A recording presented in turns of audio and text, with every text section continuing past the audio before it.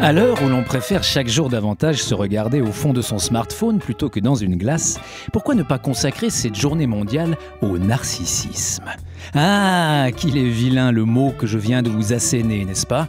Il fait frémir celles et ceux dont on l'affuble. T'es tellement narcissique, t'es grave, entend-on parfois en guise de coup de grâce, quand la partie adverse n'a plus pour vous faire mordre la poussière, que cet argument certes fastoche, mais tellement libérateur. Narcissique ! Eh oui, dans notre acceptation moderne, être traité de narcissique, c'est avoir tort, ne voir que soi, ne penser qu'à soi, se trouver mieux que les autres, plus beau, plus grand, plus fort. Tout un tas de clichés qui ont la dent dure et qui, depuis l'aube de l'humanité, nous permettent surtout de rejeter la faute sur l'autre, pour mieux nous laver les mains de ce qui nous semble inacceptable en nous. Mon Dieu, non, quelle horreur, si, notre propre narcissisme. Comme disait Robert Tarot dans la saison 2 de Marseille, la faute des autres, c'est la raison des lâches. Mais prenons un peu de recul. Et si à vrai dire, il n'y avait pas de faute, si être narcissique n'était pas un défaut, oh, je vous entends déjà pouffer comme quoi, étant tellement narcissique moi-même, forcément je me dois de prêcher pour ma paroisse. Et vous avez raison, mes bien chères sœurs, mes bien chers frères, et vous aussi à la maison. Cependant, poussons plus loin le mythe que nous connaissons toutes et tous. Voulez-vous ?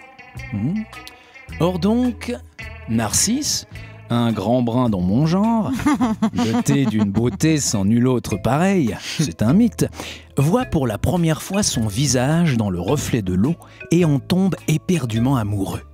Tellement amoureux qu'il en mourra. Enfin, pas tout à fait, puisqu'en mourant, il se transforme en fleur. Un peu comme la chenille en papillon ou comme l'élève en maître. Je sens que je vous ai perdu. Alors revenons à l'essentiel. Ce que je me demande, c'est si on peut réellement aimer les autres lorsqu'on ne s'aime pas d'abord soi-même. C'est basique, hein ? Aussi basique que de reprocher à quelqu'un de s'aimer, non ? Car s'aimer soi-même, ce n'est pas juste se trouver beau dans le reflet d'une glace, quoique ça ne gâche rien.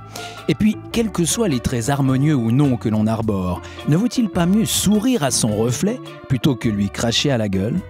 En vérité, s'aimer soi-même, être narcissique, c'est accepter qui nous sommes. Et c'est tellement simple, et c'est tellement dur. Aimer ce que nous sommes, aimer qui nous sommes. Croyez-en mon expérience. Ce n'est pas facile tous les jours d'être narcissique.